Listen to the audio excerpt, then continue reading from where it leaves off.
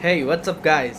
Good evening to all my dear aspiring lab technicians, and I welcome you all to Virtus Biomedicine Presents Pratigya Batch. So, welcome you all in a fresh new video of Pratigya Batch. Myself Saurav, and I'm here to help you guys cruise through the whole syllabus of MLT, which is also called Medical Laboratory Sciences. Okay, so ताकि जब भी आए सरकारी नौकरी की vacancy, जब भी आए लैब टेक्नीशियन की सरकारी नौकरी की वैकेंसी, तो आप रहें exam ready every time everywhere any time anywhere. ठीक है, यहाँ मेरा टारगेट होगा कि पूरा एमएलटी का सिलेबस आपको टिप्स पर लटवा देना, और आपका टारगेट होगा कि इस जो मैं पॉइंट वाइज जो भी पढ़ा रहा हूँ इसके पॉइंट वाइज ही फॉर्म में नोट्स बना लेना. अगर इतना आप कर ले गए तो आपकी 50% सरकारी नौकरी पक्की. ओके, जिस तरह से पॉइंट बनाकर मैं आपको पढ़ा रहा हूँ यहाँ पर, उसी तरीके से पॉइंट्स के फॉर्म में ही आपको नोट्स बनाने हैं, और उसी तरीके से ऐसे ही पॉइंट्स के फॉर्म में आपको एमसीक्यूज़ में क्वेश्चन देखने को मिल जाएंगे, और इसी तरीके से आपका एग्ज़ाम भी क्लियर होने की प्रोबेबिलिटी बढ़ जाएगी. ओके, सो अगर इतना कर लिया तो सरकारी नौकरी तो आपकी 50% पक्की. अब 50% क्यों बोल रहा हूँ? क्योंकि कुछ भी पढ़ो, revision is the key. Revision is the key to success in studies. अगर आप पढ़ाई का काम कर रहे हो तो जब तक आप रिवीजन नहीं कर रहे हो तब तक कुछ नहीं होगा. ठीक है, कुछ भी नहीं होने वाला. अगर आप रिवीजन करते हो तभी सब कुछ हो पाएगा. रिवीजन कैसे करना है? जब भी आप सोने की कोशिश करो तो सबसे पहले क्या करो, जब आप लाइट बंद कर दो, जब आप सोने जाओ तो लाइट जब आप ऑफ़ कर दो, तब आपके दिमाग में कुछ ख्याल आएंगे आरआरबी के बारे में, रेलवे के बारे में, रेलवे की लैब टेक्नीशियन वैकेंसीज़, बीएसएफ की लैब टेक्नीशियन वैकेंसीज़. बस उसी टाइम जब आप लाइट बंद करके सोने के लिए चले गए हो, लाइट्स ऑफ करके सोने के लिए चले गए हो, उसी टाइम पे आपको लाइट्स ऑन करनी है, लाइट्स ऑन करनी है, और ये सारे नोट्स जो अभी आपने बनाए, सारे नोट्स जो अभी आपने बनाए मेरी वीडियो देखते समय, इन सबको पढ़ लेना है. ठीक है, इन सबको क्या कर लेना है, एक दूसरी बार स्टडी रीड कर लेना है. ठीक है, रीड कर लेना है, रीड ऐसे रीड कर लेना है. ठीक है, जब आप रीड कर लोगे नोट्स को, उसके बाद आपने फिर सोने जाना है. ठीक है, जब सोने जाओगे तब ये रीड किए हुए नोट्स आपके दिमाग में चलने चाहिए. इसको बोलते हैं हम रिकॉल करना. ये जब रिकॉलिंग की प्रैक्टिस आप करने लगोगे, रिकॉल करना जब आप सीख जाओगे, तो ये सारी चीज़ें आपको एग्ज़ाम में एज इट इज़ याद आएंगी. This is the golden tip I can give you guys, this is the golden tip I can give you guys to succeed in government preparation exams. ठीक है, तो हर वीडियो के आगे मैं इतनी सी इंट्रोडक्शन क्यों देता हूँ? क्योंकि मेरा पढ़ाया हुआ व्यर्थ हो जाएगा अगर आप लोगों का सिलेक्शन नहीं होगा तो. ठीक है, तो ये टिप्स देना बहुत ज़रूरी है. डेली पढ़ाने से पहले मैं आपको ये चीज़ें बताता हूँ. ठीक है, तो चलिए, आप फिर अभी बैठे बैठे कर क्या रहे हो? उठाओ पेन और कॉपी, लग जाओ मेहनत करने के लिए, और सरकारी नौकरी एक बार मिल जाए उसके बाद कर लेना अपने सारे सपने पूरे. ठीक है, चलिए, आज का टॉपिक है हमारे पास स्पेसिमेन कलेक्शन और गाइडलाइंस. हम क्लिनिकल माइक्रोबायोलॉजी पढ़ रहे हैं अभी फ़िलहाल. तो क्लिनिकल माइक्रोबायोलॉजी जो है वो ज़्यादा बड़ा टॉपिक तो नहीं है, पर छोटा टॉपिक भी नहीं है. ठीक है, तो इसके अंदर हम लोग बहुत सारी चीज़ें पढ़ रहे हैं, पर हाँ, जो बेसिक्स हैं वो बोरिंग ही लगते हैं. अभी आप कंप्लेन करोगे अभी बेसिक्स चल रहा है, अभी बोरिंग लग रहा है, स्पेसिमेन कलेक्शन कौन ही पढ़ता है. पर हाँ, इसमें से भी मैं आपको ऐसी ऐसी चीज़ें बता दूंगा जो आपके लिए बहुत ज़्यादा इम्पॉर्टेंट होंगी एग्ज़ाम्स में. ठीक है, तो चलिए शुरू करते हैं. First of all in points को ध्यान से देखते हैं. ठीक है, कि ऑब्टेन ड्यूरिंग, जो स्पेसिमेन कलेक्शन है वो कैसे करना है वो हम पढ़ रहे हैं. कि स्पेसिमेन को ऑब्टेन करो जब अक्यूट फेज़ ऑफ इन्फेक्शन हो, मतलब इनिशियल फेज़ ऑफ इन्फेक्शन चल रहा हो अभी, तभी स्पेसिमेन कलेक्ट करने का मतलब बनता है. ये बोल रहे हैं अकॉर्डिंग टू देम. ठीक है, collect before antibiotics are administered. ठीक है, तो दुनिया वालों ने बोला कि साइंटिस्ट साहब हमको ये बताओ, अगर हम दवाई खा ही लेंगे, दवाइवा हम खा ही लेंगे, तो हमारे अंदर कीटाणु बचेगा ही नहीं. जब हमने दवाई खा ही लिया तो कीटाणु बचा ही नहीं, एंटीबायोटिक खा ही लिया, कीटाणु बचा ही नहीं, तो आप कीटाणु क्या खोजोगे? किस स्लाइड में खोजोगे? क्या करोगे खोज के? मिलेगा ही नहीं. तो उसने क्या बोला, कलेक्शन के रूल में बता दिया कि एंटीबायोटिक खाने से पहले ही आपको ये सैंपल लेना है. अगर एंटीबायोटिक एक टाइम खा लिया तो बैक्टीरिया जाएगा मर, और बैक्टीरिया मर जाएगा तो आप जो कल्चर के लिए आप सैंपल निकालने जा रहे हो वो कोई फ़ायदेमंद नहीं रहने वाला है. ठीक है, समझ में आ रही है बात? समझ में आ रही है बात? एक सेकेंड, माइक कनेक्टेड है ना? बिल्कुल माइक कनेक्टेड है, ठीक है। तो चलिए आगे कंटिन्यू करते हैं। स्मॉल सैम्पल अप्रोप्रिएट साइट, मतलब सैम्पल अप्रोप्रिएट साइट से ही लेना है। ये बहुत ज़्यादा इंपॉर्टेंट पार्ट है कि सैम्पल गलत जगह से नहीं लेना है, ठीक है। फॉर एग्जांपल स्पूटम का सैंपल चाहिए तो स्पूटम का ही सैंपल चाहिए, ठीक है, उसमें कुछ और सैंपल नहीं चल सकता है। नॉर्मल, जैसे कोई आदमी नॉर्मल सलाइवा होता है, नॉर्मल सलाइवा नहीं चलेगा, अगर स्पूटम चाहिए तो स्पूटम ही चाहिए, ठीक है। समझ रहे हो बात की गहराई को? अब यहाँ पर बोल रहे हैं एस्पिरेट्स और tissues are preferred to swab. अब यहाँ पर बोल रहा है कि एस्पिरेट मतलब एस्पिरेट, मैं आपको दिखा भी देता हूँ, सीधी सी बात है यार, मैं आपको दिखा दूंगा, हर चीज़ दिखा दूंगा। अब जैसे ये देखो, ये ब्रेस्ट है, ठीक है, ब्रेस्ट में लंप बन गया और ये लंप है, इसको हम लोग नीडल से निकाल रहे हैं, इसको हम बोलते हैं फाइन नीडल एस्पिरेशन, ठीक है। ये होता है हिस्टोलॉजी साइटोलॉजी में है, पर इसको यहाँ पर मैं समझा रहा हूँ। ये देखो, ये सिरिंज है, सिरिंज नीडल अंदर गई, नीडल से ये मटेरियल इधर जाएगा, सिरिंज के अंदर भर जाएगा और यहाँ पर जब मटेरियल इकट्ठा हो जाएगा इसको हम बोलते हैं एस्पिरेट, ठीक है। तो ये हम जब एस्पिरेट करेंगे, ये जब हम एस्पिरेट करेंगे तो ये एस्पिरेट ज़्यादा वैल्यूएबल है। और टिश्यू का जो हम पीस लेते हैं, टिश्यू का जब हम पीस लेते हैं तो टिश्यू का पीस और एस्पिरेट, ये दोनों चीज़ें ज़्यादा वैल्यूएबल हैं। किससे? स्वैब से। स्वैब से ज़्यादा वैल्यूएबल कौन है? एस्पिरेट्स और टिश्यू। और स्वैब क्या होता है? आपने कोविड-19 का टेस्ट करवाया क्या कभी ज़िंदगी में? ये क्या होता है? स्वैब। क्या होता है? स्वैब क्या होता है? यार इतनी गंदी राइटिंग मेरी कब से हो गई यार, एक सेकेंड, इतनी गंदी राइटिंग तो मेरी कभी नहीं थी। ये है स्वैब, ठीक है, ये है स्वैब। इस तरीके से स्वैब लेते हैं। ये प्लास्टिक की नीडल रहती है, ठीक है, प्लास्टिक की नीडल नहीं, प्लास्टिक का शाफ्ट रहता है।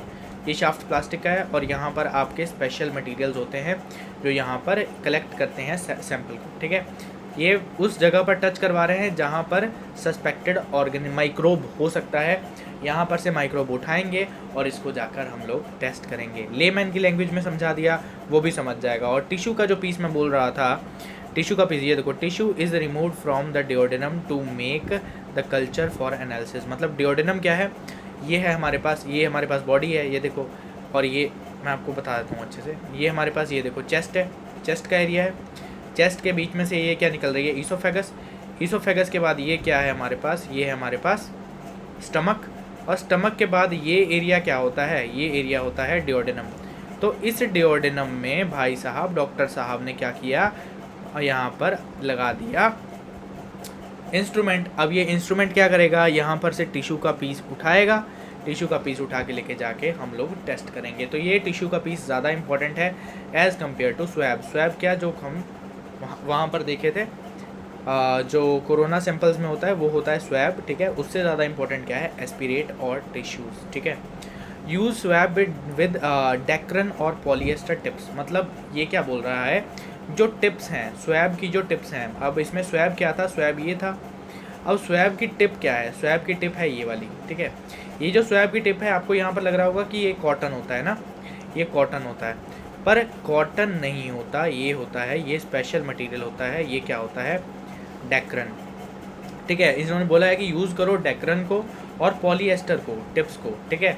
और प्लास्टिक की शाफ्ट होनी चाहिए। जो शाफ्ट है, ये जो डंडा है जिससे ये कनेक्टेड होता है, वो क्या होना चाहिए? प्लास्टिक का होना चाहिए। अगर ये लकड़ी का हुआ, अगर ये कॉटन का हुआ, अगर ये कैल्शियम एल्जिनेट का हुआ, तो ये टॉक्सिक हो सकता है। ये क्या हो सकता है? टॉक्सिक हो सकता है। इसीलिए ना हम लकड़ी यूज़ करते हैं, ना कॉटन यूज़ करते हैं, और ना ही कैल्शियम एल्जिनेट हम यूज़ करते हैं, ठीक है। बात समझ में आ रही है? ये सारी चीज़ें बहुत इंपॉर्टेंट है। ये डेक्रन, ये आपको डायरेक्ट आपको पॉइंट बना के आ सकता है MCQs में, ठीक है। अब एनारोब्स के लिए क्या करते हैं? एनारोब बैक्टीरिया कौन से होते हैं? जिनको ऑक्सीजन से नफरत होती है, उनके एस्पिरेट्स आर प्रेफर्ड टू स्वैब। मतलब एस्पिरेट्स ज़्यादा फ़ायदेमंद है लेना स्वैब से, ठीक है। स्वैब मत लो, एस्पिरेट्स लो, वो ज़्यादा अच्छा रहेगा। अवॉइड कंटेमिनेशन विद एनवायरनमेंट और नॉर्मल फ्लोरा। मतलब नॉर्मल फ्लोरा क्या होता है? जो हमारी स्किन पे हो सकता है, दैट इज़ नॉर्मल फ्लोरा। जो हमारी स्किन पे हो सकता है वो हमारा नॉर्मल फ्लोरा होता है, उससे कंटेमिनेशन नहीं होनी चाहिए सैंपल की, ठीक है। तो स्पेसिमेन कलेक्शन के ये गाइडलाइंस थे, और उनमें कुछ और गाइडलाइंस जब ऐड कर दिए तो ऐसा बन गया कुछ कि ऑब्टेन सफिशिएंट क्वांटिटी, ठीक है। अब हमने सैंपल ले तो लिया, पर उसकी क्वांटिटी जो है वो सफिशिएंट होनी चाहिए। क्वांटिटी मतलब क्या, कितना ज़्यादा सैंपल हमने लिया, कम लिया ज़्यादा लिया, वो डिपेंड करेगा हमने कौन कौन से टेस्ट करने हैं, ठीक है। Use sterile leak proof container, मतलब ऐसा नहीं है कि आपने सैंपल तो निकाल लिया पर कंटेनर क्या हो रहा है, लीक हो रहा है। कंटेनर लीक हो रहा है, सैंपल सारा बह गया, आप लेके पहुंच गए लैब में, लैब वाले ने देखा कि भाई, लैब टेक्नीशियन ने देखा कि भाई ये तो सैंपल है ही नहीं, तो आप लड़ने लगे, नहीं मैं तो लाया था, ठीक है। ऐसा नहीं होना चाहिए, तो इसलिए लीक प्रूफ कंटेनर चाहिए। Properly label and container not lid, मतलब लिड को मत लेबल करो भैया।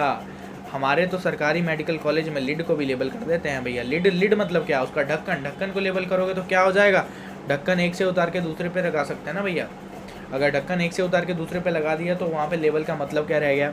अगर दो सैंपल अगर इंटरचेंज हो गए, उसकी लिड्स, उसके ढक्कन अगर इंटरचेंज हो गए, तो सैंपल का तो सारी आइडेंटिटी ही ख़राब हो जाएगी। इसलिए जिस कंटेनर में वो रखा गया है उस कंटेनर के ऊपर लेबल होना चाहिए, ना कि उसके ढक्कन के ऊपर, ठीक है। समझ में आ गई बात।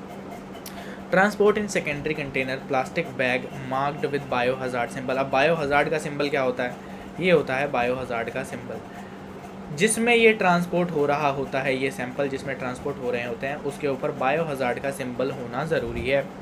प्रोटेक्ट रिक्विजिशन फ्रॉम कंटेमिनेशन, मतलब वही सारी चीज़ें, कंटेमिनेशन नहीं होना चाहिए। Syringes with needle attached should never be transported, मतलब कुछ आदमी होते हैं, कुछ डॉक्टर होते हैं जो सिरिंज होती है उसके साथ में नीडल लगी होती है, तो इसी तरीके से वो सैंपल निकाल के भेज देते हैं। ऐसे वाले डॉक्टर्स को मैं बोलता हूँ, मतलब क्या बोलें, मतलब गाली वाली देते हैं, ठीक है, नॉर्मली, पर आपको गाली वाली नहीं देनी है, ठीक है। कुछ नहीं देते, सॉरी। हमने थोड़ा इथिक्स वगैरह पढ़ लिया क्या, अच्छा इथिक्स वगैरह नहीं पढ़े, इसीलिए हम थोड़ा गाली वाली का यूज़ कर रहे हैं। लेकिन बायोलॉजिकल लैब में सबसे बड़ी चीज़ क्या है, एक दूसरे के प्रति रिस्पेक्ट होनी चाहिए, ठीक है, रिस्पेक्ट होनी चाहिए। क्यों, क्योंकि ये एथिक्स और मोरालिटी में आता है, ठीक है। तो हम चलते हैं, थोड़ा पीछे चलते हैं, ठीक है, थोड़ा ज़्यादा ही आगे चले गए थे। प्रोटेक्ट रिक्विजिशन, ठीक है। सिरिंजेस एंड नीडल शुड मतलब अटैच नहीं होनी चाहिए, नीडल्स हमेशा निकाल देनी चाहिए। सिरिंज होती है ना, सिरिंज में नीडल लगी होती है और इसमें सैंपल निकाल देते हैं कई डॉक्टर्स, ठीक है।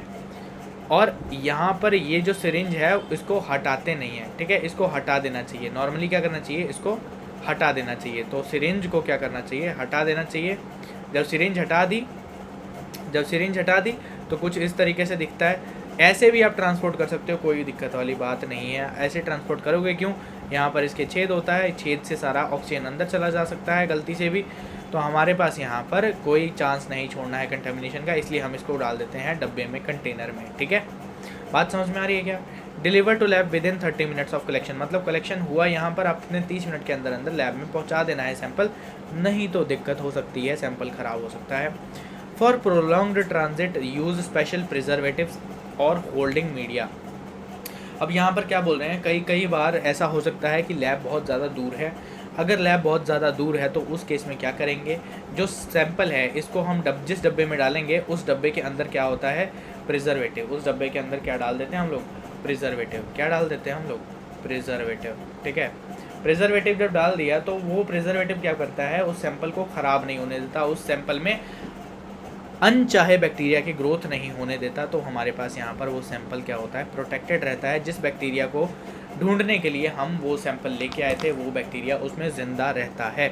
इसीलिए प्रिजर्वेटिव डालना ज़रूरी होता है, मैक्सिमम कंपल्सरी होता है जब 30 मिनट से ऊपर आपको लगने वाले हैं लैब में पहुँचने के लिए, ठीक है। ये बायोहजार्ड था, ये एस्पिरेशन था, ये टिश्यू रिमूवल था, ये था स्वैब, और ये रहा हमारे पास आगे कुछ चीज़ें हम लोग पढ़ने वाले हैं, ठीक है, उनके बारे में है, ठीक है। तो हम लोग ये चीज़ें देख चुके, ठीक है। अब हम बात करते हैं स्पेसिमन की प्रिजर्वेशन के ऊपर, ठीक है। स्पेसिमन को प्रिजर्व कैसे करना है, ठीक है। अब हम लोगों ने देख लिया जो स्पेसिमन है उसको हम ले आए, अगर ले आए तो भी ठीक है, तो हमको क्या करना पड़ेगा, उसको प्रिजर्व करना पड़ेगा जब तक उसका टेस्ट नहीं लग जाता। या फिर जहाँ पर कलेक्ट किया था वहीं पर रखा है तब भी हम उसको क्या करना चाहिए, प्रिजर्व करना चाहिए। अगर हमने प्रिजर्व नहीं किया तो सैंपल हो जाएगा ख़राब, सैंपल ख़राब हो जाएगा तो जिस बैक्टीरिया का शक था हमें कि इस बैक्टीरिया से इन्फेक्शन हुआ है बॉडी में, वो बैक्टीरिया कहीं ना कहीं हमसे मिस हो सकता है, वो हमसे छूट सकता है डायग्नोसिस में, ठीक है। तो इसलिए हमको क्या करना है, प्रिजर्व करना है। तो सैंपल को प्रिजर्व करना बहुत इंपॉर्टेंट है। जब एनारोब्स की आशंका हो, जब सैंपल हमने जहाँ से काफ़ी अंदर बॉडी में से लिया हो, तो वहाँ पर ज़्यादातर एनारोबिक कंडीशन होती है। तो एनारोबिक कंडीशन की अगर आशंका हो तो एनारोबिक ट्रांसपोर्ट सिस्टम में प्रिजर्वेटिव है वो कौन सा यूज़ करते हैं हम, O2 एलिमिनेट कर देने वाला, मतलब जिसमें ऑक्सीजन की कोई गुंजाइश ना रहे, उस तरीके का हम प्रिजर्वेटिव या फिर ट्रांसपोर्ट डिवाइस यूज़ करते हैं। स्टोरेज किस पे करते हैं, स्टोरेज टेम्परेचर किस पे करते हैं 25 डिग्री सेल्सियस पे। इसको रेफ्रिजरेट नहीं करते, ठीक है। एनारोबिक वाले को हम रेफ्रिजरेट नहीं करते, ये इंपॉर्टेंट पॉइंट है यहाँ पर। दूसरा CSF की बात आती है। CSF में हम कोई भी प्रिजर्वेटिव नहीं डालते। CSF में हम लोग कोई भी प्रिजर्वेटिव क्यों नहीं डालते, क्योंकि CSF एक तो निकालना बहुत ज़्यादा मुश्किल है, और ऊपर से CSF इतनी ज़्यादा प्योर चीज़ होती है, बॉडी में खून को छान छान के इतना ज़्यादा छान दिया जाता है, ब्लड को इतना ज़्यादा ब्लड ब्रेन बैरियर के थ्रू छान दिया जाता है कि वहाँ पर हमारे पास CSF बनता है। CSF मतलब सेरेब्रोस्पाइनल फ्लूइड, सेरेब्रोस्पाइनल फ्लूइड, ठीक है। बात समझ में आ रही है क्या यार? मेरी लिखाई इतनी गंदी तो नहीं थी यार, इतनी गंदी कैसे हो रही, मुझे समझ नहीं आता। एक सेकंड, मैं सोच भी नहीं सकता मेरी लिखाई इतनी गंदी होगी, ठीक है। सेरेब्रोस्पाइनल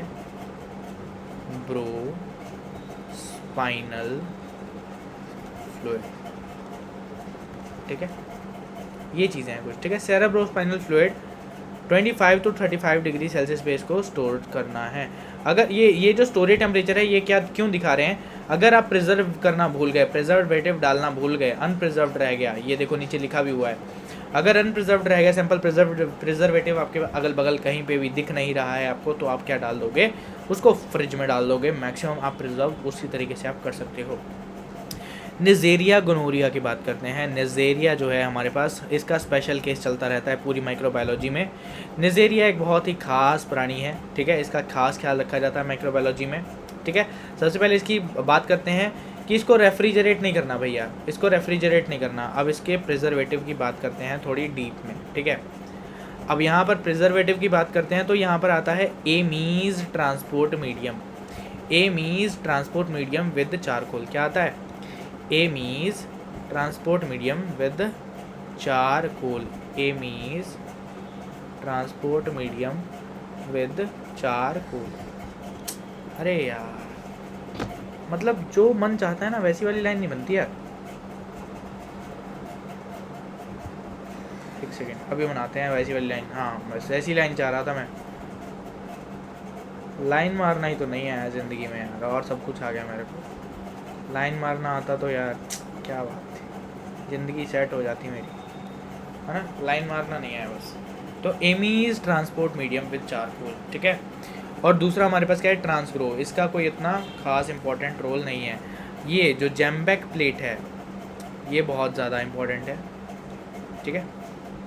अरे भैया फिर लाइन नहीं मारना आ रहा यार, कैसा मास्टर है, इसको लाइनें नहीं मारना आ रहा है, मास्टर को तो लाइनें नहीं मारना आ रहा है, ठीक है। मास्टर को थोड़ा थोड़ा लाइन मारना आ गया है अब, ठीक है, मास्टर को थोड़ा थोड़ा लाइन मारना आ गया है अब। ये देखो मास्टर को लाइन मारना आ गया। जेम्बेक प्लेट्स, ठीक है, गोनोपैक, बायो बैग हो सकते हैं, ठीक है। ये ज़्यादा इंपॉर्टेंट नहीं है, बट हाँ एमीज ट्रांसपोर्ट मीडियम और जेम्बेक निजेरिया के लिए बहुत ज़्यादा इम्पॉर्टेंट है, ठीक है। आगे बात करते हैं हम स्पूटम की। स्पूटम की जब हम बात करते हैं तो स्पूटम में हमको एक चीज़ ध्यान रखनी होती है कि इसमें भी कोई प्रिजर्वेटिव नहीं डालना होता, इसमें भी कोई प्रिजर्वेटिव हमको नहीं डालना होता, ठीक है। इसको भी थोड़ा अच्छे से हम लाइन मार देते हैं। मास्टर को लाइन ही नहीं मारना आता, बताओ मास्टर क्या करते हो, मास्टर तुम लाइन नहीं मार पा रहे हो यार, क्या करोगे तुम। और 4 डिग्री सेल्सियस पे इसको स्टोर करना है, ये भी थोड़ा इंपॉर्टेंट है। 4 डिग्री सेल्सियस पे इसको क्या करना है, स्टोर करना है, ठीक है। 4 डिग्री सेल्सियस पे इसको स्टोर करना है, ठीक है। और इससे एक और आपको ट्रिक बता देता हूँ, इससे और एक ट्रिक बता देता हूँ कि ये जो चीज़ें हैं इनको 4 डिग्री पे ही स्टोर करना है, ठीक है। क्या करना है, 4 डिग्री पे ही स्टोर करना है। ये भी एक आपको शानदार चीज़ बता देता हूँ, 4 डिग्रीज पे इसको स्टोर करना है। ये सारी जितनी भी चीज़ें हैं इनको क्या करना है, 4 डिग्रीज पे, बड़ा बड़ा लिख देता हूँ, 4 डिग्री सेल्सियस। ये सारी चीज़ें 4 डिग्री सेल्सियस वाली हैं, क्योंकि यहाँ पर मैं आपको दिखा दूँ, थोड़ा मैं आपको दर्शन करवा दूँ। ये देखो 4 डिग्री, ये देखो 4 डिग्री, हाँ ये देखो 4 डिग्री, ये देखो 4 डिग्री, ये देखो 4 डिग्री, ठीक है। सारे 4 डिग्री वाले आ गए ना, तो ये सारे 4 डिग्री वाले एक जगह, ठीक है, और 25 डिग्री वाले ऊपर ऊपर, ठीक है। तो यहाँ पर हम आगे बात करते हैं ट्रांसपोर्ट मीडिया की, स्टूल के बारे में। स्पूटम की तो बात होगी, इसमें हम चांस ही नहीं ले सकते, इसमें हम कोई भी प्रिजर्वेटिव यूज़ नहीं करते, और अगर प्रिजर्वेटिव नहीं है तो 4 डिग्री सेल्सियस पे इसको स्टोर कर देते हैं।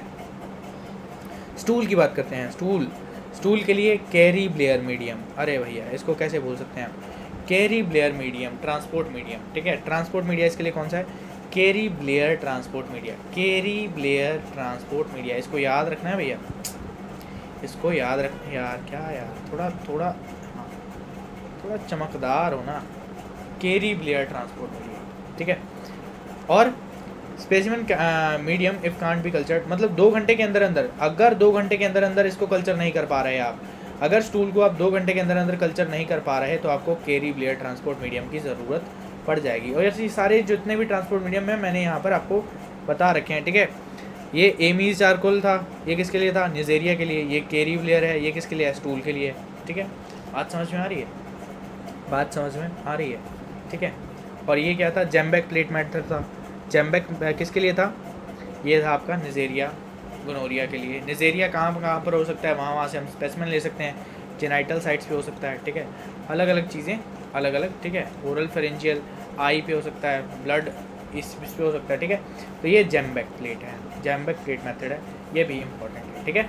बात समझ में आ रही है, बात समझ में आ रही है, समझ में आनी भी चाहिए, ठीक है। Best process without delay, best to process without delay, refrigeration में किल शिगेल्ला, ये सबसे बड़ा पॉइंट है यहाँ पर, रेफ्रिजरेशन में किल शिगेल्ला। अब भैया शिगेल्ला जब मर ही जाएगा तो स्टूल का कल्चर करके क्या उखाड़ लोगे तुम, हैं। अगर शिगेल्ला मर गया तो क्या उखाड़ोगे स्टूल का कल्चर करके, ठीक है। शिगेल्ला जैसी बीमारी पता ही नहीं लगेगी तो क्या फ़ायदा स्टूल का कल्चर करके। इसलिए स्टूल के कल्चर के लिए भैया, ठीक है, तुम 2 घंटे से डिले मत करना। अगर 2 घंटे से डिले है तो कैरी ब्लेयर में डाल देना। रेफ्रिजरेट मत करना, ठीक है। रेफ्रिजरेशन किसको मार देगा, शिगेल्ला बेचारे को मार देगा, ठीक है। बेस्ट प्रोसेस विदाउट डिले, ठीक है। बात समझ में आ रही है। अब स्टूल का नॉर्मल कल्चर जब बैक्टीरिया के मामले में है तब तो ये था, ठीक है। अब स्टूल का कल्चर क्या है, स्टूल का कल्चर ओवा और पैरासाइट के लिए। जब स्टूल को हम कल्चर करते हैं ओवा और पैरासाइट्स के लिए, पैरासाइट्स कौन से पैरासाइट्स, कोई भी पैरासाइट हो सकता है जो भी इंटेस्टिनल वाला है, ठीक है। Depending on the procedure performed, polyvinyl, PVA जिसको हम बोलते हैं, पॉलीविनाइल अल्कोहल, ये डाल दो, ठीक है। तो ये प्रिजर्व कर देगा। 10% फॉर्मेलिन, अरे वाह, ये हम कैसे भूल सकते हैं। और सोडियम एसीटेट एसिटिक एसिड, जिसको SAF बोलते हैं दुनिया वाले, ये भी नहीं भूल सकते हम, ठीक है। तो यहाँ पर हम लोग अलग अलग इस पर, ठीक है, वो कर देना चाहते हैं ताकि हम इसको भूले नहीं, ताकि हम इसको भूले नहीं। अरे रुक जाओ, फॉर एग्जांपल मैं यहाँ पर बता के दिखाता हूँ आपको। PVA, formalin and sodium acetate acetic acid, ठीक है। और एक और है मर्थियोलेट, अरे भाई साहब इसको कैसे भूल सकते थे हम लोग, मर्थियोलेट आयोडीन फॉर्मेलिन, ठीक है। ये भी बहुत ज़्यादा इम्पोर्टेंट हो जाता है, मर्थियोलेट आयोडीन, ठीक है, बहुत ज़्यादा इम्पोर्टेंट। उसके बाद अदर्स विदाउट फॉर्मल्डिहाइड और मर्करी, एग्जाम्पल इकोफिक्स और पैरासिक, ये रेडीमेड मिलते हैं, ये भी बता दूं आपको। अगर ये रेडीमेड चाहिए तो आपको रेडीमेड मिल जाएंगे, ठीक है। तो यहाँ पर मेनली हमने क्या देखा कि अगर पैरासाइट्स के लिए यूज़ कर रहे हैं तो प्रिजर्वेटिव थोड़ा ज़्यादा हो सकते हैं। आपको सीधा MCQs में ये चीज़ें पूछी जा सकती हैं मेरे भाई, ठीक है, इसीलिए इंपॉर्टेंट है। MIF, merthiolate iodine formalin, merthiolate iodine formalin, बोला करो यार, बोला करो, जब बोलोगे तो याद होगा तो आपको अच्छे से एग्ज़ाम में भी याद रहेगा, एग्ज़ाम में याद रहेगा तो आप टिक करोगे तो +1 आएगा, +1 आएगा तो सरकारी नौकरी मिलेगी, बेस्ट, ठीक है। तो इसलिए बोला करो। Polyvinyl alcohol PVA, 10% formalin, sodium acetate, acetic acid, साफ और मर्थियोलेट आयोडीन फॉर्मेलिन, ठीक है। मेरे साथ एक बार रिपीट करो यार, तुम लोग मेरे साथ एक बार रिपीट करो।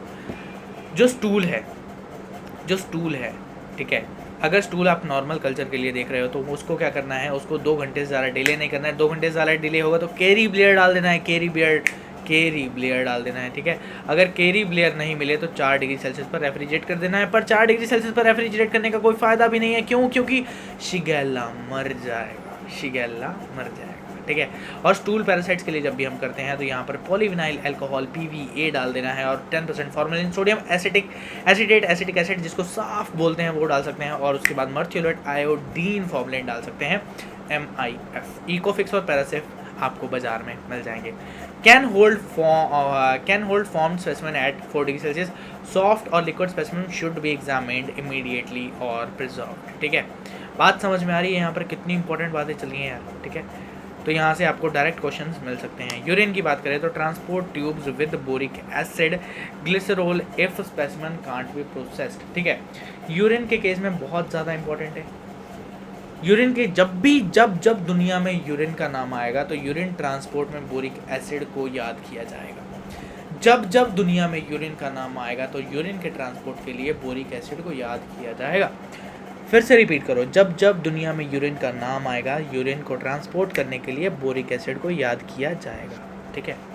तो यहाँ पर बोरिक एसिड को याद कर लिया। Glycerol if specimen can't be processed with in 2 hours, 2 घंटे के अंदर अगर ट्रांसपोर्ट अगर आप स्पेसिमेन को प्रोसेस नहीं कर रहे तो आपको क्या करना है, इसमें डाल देना है, ट्यूब में डाल देना है। ट्यूब के अंदर क्या होना चाहिए, बोरिक एसिड, ठीक है। 4 degree Celsius for not more than 24 hour, 24 hour से ऊपर आप 4 डिग्री सेल्सियस पर नहीं रख सकते। वायरसेस को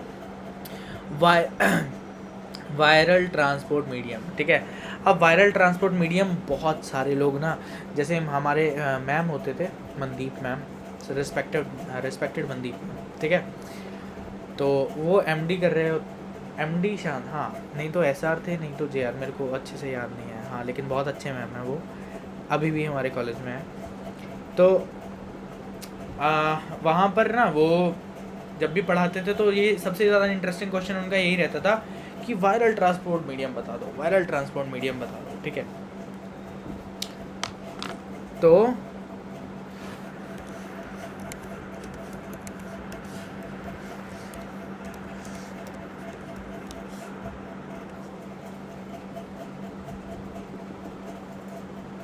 एक सेकेंड, वायरल ट्रांसपोर्ट मीडियम बता दो, ठीक है। तो हमारे पास यहाँ पर बार उनका यही क्वेश्चन होता था कि ना वायरल ट्रांसपोर्ट मीडियम बताओ कौन सा होता है, ठीक है। तो हम लोग हमेशा सारी क्लास एकदम ब्लैंक हो जाती थी, ठीक है। आज आपको मैं सेम आज आप मेरे स्टूडेंट्स हो एंड मैं आपसे वही वाला गेम खेलना चाह रहा हूँ, ठीक है। आप सर्च करो, आप अपनी नोटबुक में खुद लिखोगे कि कौन सा वायरल ट्रांसपोर्ट मीडियम यूज़ किया जाता है, मतलब नॉर्मल लाइफ में, ठीक है।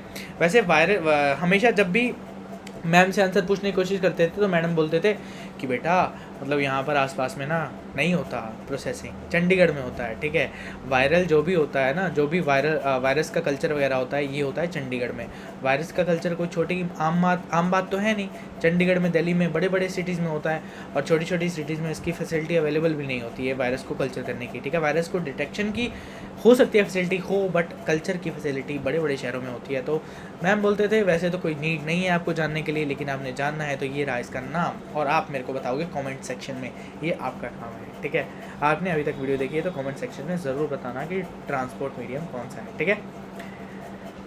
For delay greater than 24 hour freeze at -70 degree Celsius, मतलब अगर आप वायरस डिटेक्ट करना चाह रहे हो तो अगर 24 घंटे से ज़्यादा का डिले हो रहा है तो वहाँ पर -70 डिग्री सेल्सियस पे आप स्टोर कर सकते हो। तो ये सारी चीज़ें थी, ठीक है। और यहाँ पर मैं ये आपको जाते जाते बता देना चाहता हूँ कि फ्रेजाइल ऑर्गेनिज्म कौन से होते हैं, या फिर यार देखो जो छोटे बैक्टीरिया होते हैं वो फ्रेजाइल तो नहीं होते। फ्रेजाइल का मतलब क्या होता है? फ्रेजाइल का मतलब होता है कमज़ोर, एकदम कमज़ोर, जिसको छुआ और टूट गया, जिसको छुआ और टूट गया, ठीक है, इतना कमज़ोर फ्रेजाइल होता है, ठीक है। उसको दुनिया वाले क्या बोलते हैं? फ्रेजाइल। जब छुआ और टूट गया उसको दुनिया वाले क्या बोलते हैं? फ्रेजाइल। तो अगर फ्रेजाइल हो तो छोटे छोटे बैक्टीरिया जो हैं वो फ्रेजाइल तो नहीं होते हैं। छोटे छोटे बैक्टीरिया तो वो तो कहीं भी टहलते रहते हैं ना, तो वो फ्रेजाइल थोड़ी होते हैं, उनको छू भी नहीं सकता कोई। छू भी सकता है तो वो दिखेंगे ही नहीं, तो वो टूटेंगे कैसे? ठीक है, वो टूटेंगे नहीं। तो बड़े बड़े पैरासाइट्स जो हैं वो फ्रेजाइल हो सकते हैं, ठीक है। Some time viruses can be fragile, ठीक है। उसके बाद बहुत कम ऐसे बैक्टीरिया होते हैं जो फ्रेजाइल होते हैं, जो बहुत कम बैक्टीरिया होते हैं जो फ्रेजाइल होते हैं, और इनके लिए स्पेशल ट्रांसपोर्ट मीडिया भी यूज़ किए जाते हैं। इन्हीं के लिए याद करो, हमने अभी क्या देखा, अभी मैंने क्या बोला? निजेरिया गोनोरिया या फिर निजेरिया मेनिंजाइटिस। निजेरिया है ही बहुत प्यारा दुलारा बैक्टीरिया, ठीक है। निजेरिया की बहुत ज़्यादा टेक केयर की जाती है। इसका जो कल्चर मीडियाज़ हैं वो भी बहुत इंटरेस्टिंग है, और इसका ट्रांसपोर्ट मीडिया भी जो जैम्पैक प्लेट मेथड है, और जो मतलब जो भी एमीज़, ठीक है, विद चारकोल, ठीक है, वो भी सारा इसी का ट्रांसपोर्ट मीडिया है। तो ये बहुत ज़्यादा प्यारा दुलारा है, क्योंकि ये बहुत ज़्यादा कमज़ोर है। जो कमज़ोर होता है वो क्या हो जाता है? प्यारा दुलारा हो जाता है।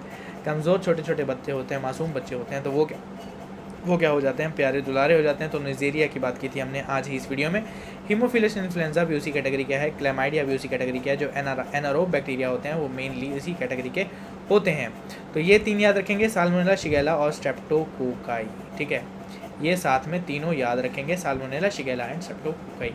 निजेरिया का तो आपको बता ही दिया। हीमोफिलस इन्फ्लुएंजा एंड क्लैमाइडिया भी याद आप रख लेना, ठीक है। याद क्या रखना, इतना आसान है, याद ही रह जाएंगे ये दोनों, ठीक है। हीमोफिलस और क्लैमाइडिया। मेरे साथ रिपीट करो। फ्रेजाइल, जिनको बहुत ज़्यादा केयर की ज़रूरत होती है, या तो वायरस होंगे या तो पैरासाइट्स होंगे। अगर बैक्टीरिया में घुस ही गए तो निजेरिया तो सबका प्यारा दुलारा शानदार फ्रेजाइल बैक्टीरिया, कमज़ोर बैक्टीरिया। क्लैमाइडिया, हीमोफिलस इन्फ्लुएंजा एक हो सकते हैं। उसके बाद स्ट्रेप्टोकोकस, शिगेला एंड साल्मोनेला। बात समझ में आ गई क्या? अगर यहाँ तक आ रहे हो तो please subscribe and hit the like button and share to your friends. And this is it for this video of Pratigya Batch. Okay, so next video आने वाली है, और नेक्स्ट वीडियो में हम लोग बहुत सारी अच्छी चीज़ें डिस्कस करेंगे। और जैसे जैसे जो माइक्रोबायोलॉजी है वो आगे बढ़ती है वैसे वैसे इंटरेस्टिंग होती जाती है। मिलेंगे आपसे डेली जब तक आपका एग्ज़ाम क्लियर नहीं हो जाता, ठीक है। एग्ज़ाम तो क्लियर करवा के छोड़ेंगे, पूरा खून पसीना इसी में लग रखा है, ठीक है। Okay, bye bye, good night, have a nice night.